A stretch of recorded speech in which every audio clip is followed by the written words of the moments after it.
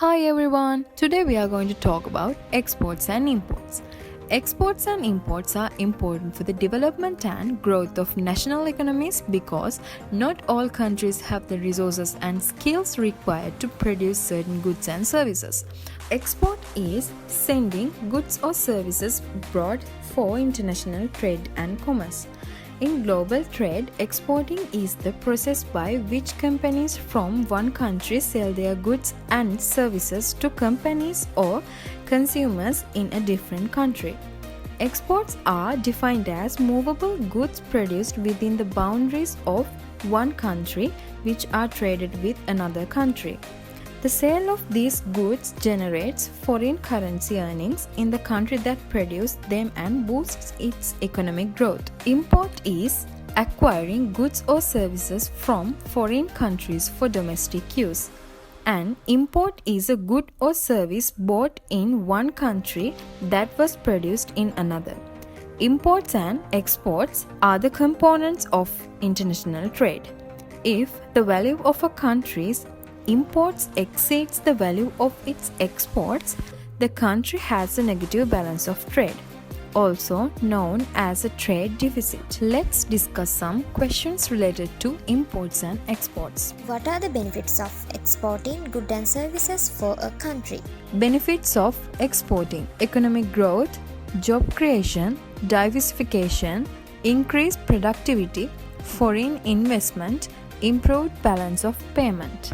What are the benefits of importing goods and services for a country? Benefits of importing: access to a wider variety of goods, lower prices and increased affordability, economic growth and development, technological advancement. What are the different types of trade barriers? Import quota limits the maximum volume of permitted exports of a certain product. Subsidies: payments by government on imported goods.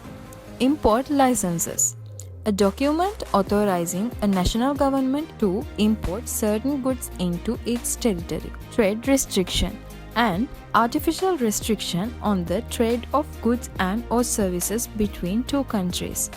Foreign exchange control. What are the strategies that Sri Lanka can use to increase export and reduce import? Trade agreement, export diversification, export promotion initiative, export and import financing, import substitution, promote local manufacturing, tariff and trade barriers. How do trade deficits or surpluses impact Sri Lanka's economy? Trade deficits occur when country imports more goods and services than it exports, leading to negative impacts like declining foreign exchange reserves, potential currency depreciation, reduced industry competitiveness, and limited economic growth. In contrast, trade surpluses happen when a country exports more than it imports, resulting in positive effects such as a strengthened current account balance, potential currency appreciation, growth in domestic industries, and job creation in export-oriented sectors. What are the key challenges and risks associated with export and import activities? There are several key challenges and risks associated with export and import activities in Sri Lanka. Here are some of them. Trade barriers. Sri Lanka may face trade barriers such as tariffs, quotas, and non-tariff barriers imposed by other countries.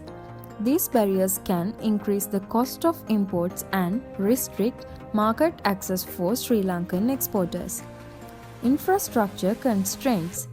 Insufficient infrastructure, including transportation, logistics, and port facilities, can lead to delays, higher costs, and insufficiencies in export and import activities. Political and policy risks. Political instability, policy changes, and shifts in government priorities can create uncertainties for exporters and importers, impacting market access and business operations. What should we do? International trade contribute to economic growth and development. There are several ways in which international trade can contribute to economic growth and development.